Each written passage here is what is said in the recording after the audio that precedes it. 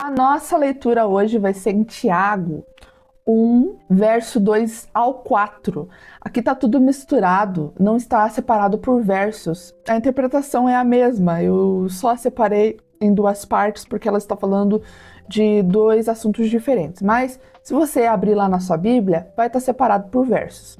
Então, diz assim o segundo verso: meus irmãos, considerem motivo de grande alegria o fato de passarem por diversas provações, pois vocês sabem que quando a sua fé é provada, a perseverança tem a oportunidade de crescer. E é necessário que ela cresça, pois quando estiver plenamente desenvolvida, vocês serão maduros e completos, sem que lhes falte coisa alguma. Essa é a tradução da NVT. Não sei qual que é a sua tradução que você está fazendo esse estudo aí, mas eu faço na NVT. E sempre no aplicativo da YouVersion. Se você não tem esse exemplar em mão, você consegue lá de graça, o link está aqui embaixo. A primeira coisa que a gente vai perguntar é quem é o escritor. Sempre nos nossos vídeos de texto e contexto a gente vai fazer essa pergunta: quem é o escritor e qual é o contexto, para depois a gente ir para o texto em si. O escritor é o irmão de Jesus, a gente já viu no último vídeo uma visão geral de todo o livro. Então a gente sabe que ele é irmão de Jesus, como está em Mateus 3,55, e ele é líder da igreja em Jerusalém junto com Pedro. Então ele é o irmão mais novo de Jesus, o Tiago. O contexto é a escrita entre 45 e 49 depois de Cristo. Os estudiosos acreditam que seja uma das primeiras cartas escritas e destinada aos cristãos judeus dispersos fora da Judéia. É bom a gente pontuar aqui que esse texto foi escrito para uma igreja perseguida. A igreja primitiva estava em meio às perseguições, num período de perseguições.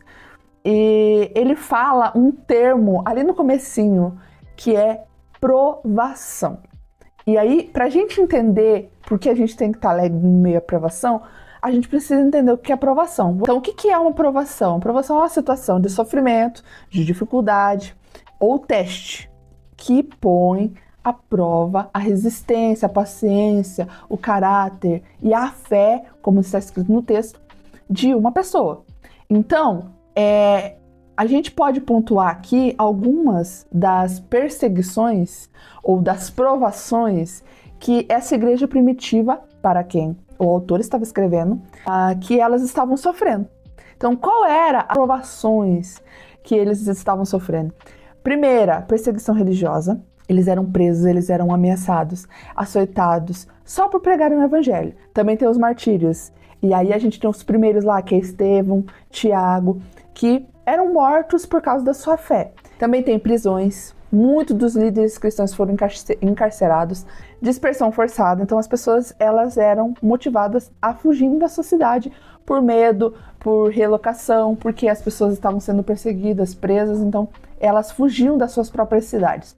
E, por último, necessidades e tribulações, porque elas enfrentavam pobreza, fome e diversas aflições. Eu coloco sempre do lado as referências bíblicas para que você possa estudar depois sobre os assuntos que a gente está falando, e elas normalmente ficam em vermelho. Então, depois, se você quiser dar uma olhada, a gente não vai ler ela para que o vídeo não fique tão longo, mas você tem ali a sua referência bíblica.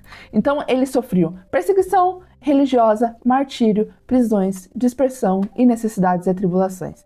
E aí você vai me perguntar, como é que eu posso ser feliz com tanto sofrimento? Aí eu quero que você entenda, que você pense para quem Tiago estava escrevendo. Eles passavam por todo esse tipo de atrocidade. E mesmo assim ele dizia para eles, considere motivo de grande alegria o fato de você estar passando por diversas provações. Ele estava falando para um povo que sofria perseguição, ele estava falando para um povo que sofria todas essas provações que eu acabei de citar, uma a uma. A primeira coisa que você tem que pensar, como que eu posso ser feliz com tanto sofrimento? Você vai perguntar isso. Com tanta aprovação, você vai lembrar disso, você vai lembrar do povo que recebeu essa palavra. Depois você vai pensar que o problema não é a aprovação, o problema é como você reage a essa provação. Como que você está reagindo com as provações? A sua fé depende da sua circunstância? Se ela depende da sua circunstância, tem um problema aí, a gente está com um probleminha aí.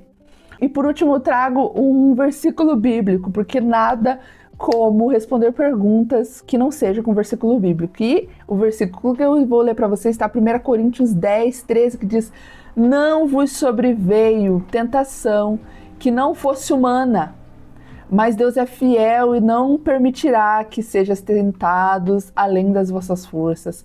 Pelo contrário, juntamente com a tentação, vos proverá livramento, de sorte que o fará suportar. Como diria o filósofo pinguim lá do Madagascar, sorria Sene. Vai dar certo.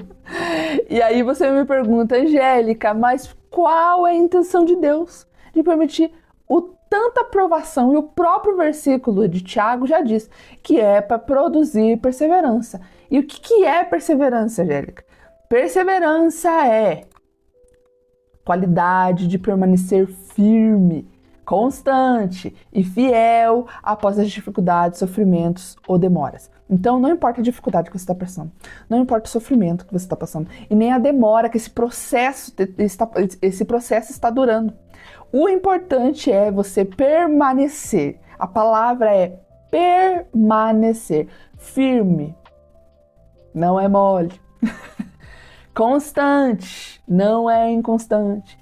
E fiel, não é infiel. Porque eu sei que fiel é só Deus, a gente acabou de ler. Mas nós devemos permanecer. Permanecer não é estar sempre junto, mas é, mesmo se cair, continuar. Entende?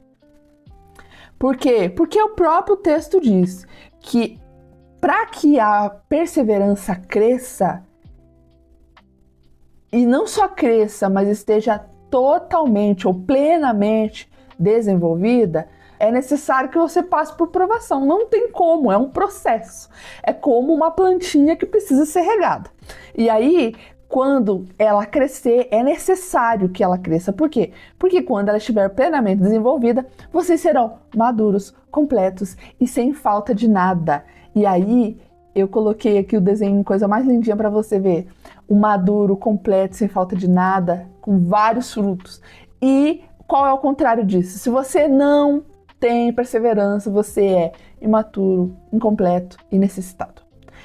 A última frase que eu queria colocar nesse texto é: a nossa fé, ela não deve ser baseada em nós. Ela não deve ser baseada nas nossas circunstâncias. Ela deve ser baseada no que Deus é, no que Ele é. E não somente nas obras de suas mãos, não somente das bênçãos que serão derramadas de suas mãos, mas na pessoa de Jesus Cristo, na pessoa de Deus, na pessoa do Espírito Santo. Você tem que basear sua fé nisso, porque se você basear sua fé em coisas, em circunstâncias, a sua fé será abalada. Para que ela permaneça inabalável, os nossos olhos devem estar firmados em Cristo Jesus.